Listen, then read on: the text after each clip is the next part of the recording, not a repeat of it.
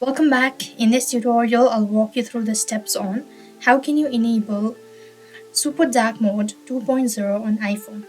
In order to enable Super Dark Mode 2.0 on your iPhone, you have to make sure you're right till the end.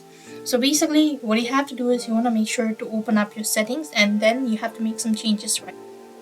So you have to first thing go ahead and make sure to switch to dark mode. So there you could go ahead and make sure to enable dark mode. Once you've done it, so after which you want to come to settings once again, then click on accessibility.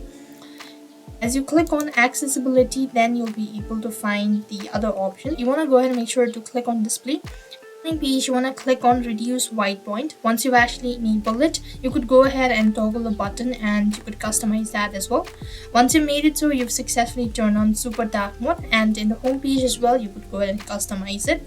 For in the home page, you simply want to hold on or just tap on it, and once you've done it so, you could see the edit section in the top right corner. There you could go ahead and make changes. So this is how you could enable super dark mode on your iOS device. I hope the video was helpful.